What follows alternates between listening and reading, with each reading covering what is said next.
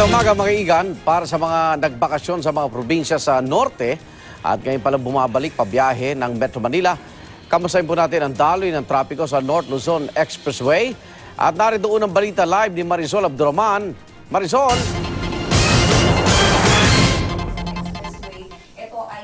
Igan, good morning, pero hindi ito good morning para sa mga kababayan natin. Pabalik pa lang ng Manila ngayong araw dahil bagamat sinasabi nga ng NLEX na manageable ang sitwasyon ngayon, makikita natin na meron pa rin talagang pagsikip, lalo na pagpapasok sa mga tol dahil gaya ng inaasahan, Igan, ngayon pa lamang bumabalik ang ilang mga kababayan natin na nagbakasyon nga noong Semana Santa. Sa Bukawi tol, halimbawa, Igan, nagbabagal ang mga sasakyan doon dahil pa rin sa volume. So nagsisikip yan dahil nga doon sa napakaraming sasakyan. That despite, Igan, na meron pa rin sila hanggang sa mga oras na ito no 41 collection points. Actually, kagabi nasa 53 pa raw yan pero binawasan na nila dahil inaasahan naman daw nila na mas kakaunti na ngayong araw.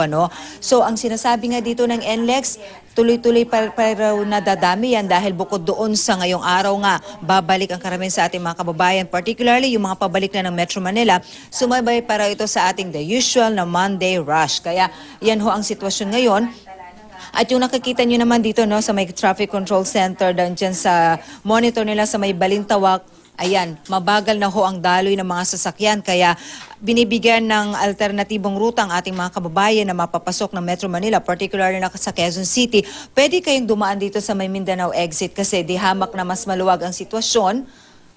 Lalo yung mga papunta dito sa Quezon City, kung ikukumpara dito sa sitwasyon ngayon sa Balintawak, yung mga papasok ng EDSA.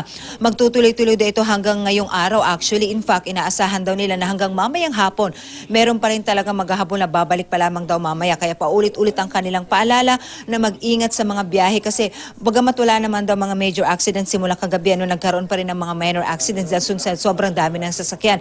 Nakadagdag pa nga dito, Igan, yung pag-uulan na naranasan natin kahapon kaya naging madulas ang mga kalsada. Kaya yun paulit-ulit ang paalala na to always make a safe distance, lalo't ngayon nga marami pa rin tayong mga makakasabay sa kalsada. So we're expecting na until ngayong maghapon meron pa rin daw mga papasok o babalik pa rin sa Metro Manila. Kaya mananatili pa rin ang kanilang 41 collection points para nga matugunan ang pangangailangan ng ating mga kababayan. Nevertheless, Igan, hindi talaga naiiwasan na nagkakaroon pa rin ng congestion kapag papasok na sa gate ngayon nga doon sa volume pa rin ng mga sasakyan na pumapasok. Igan. Maraming salamat, Marisol Abduraman.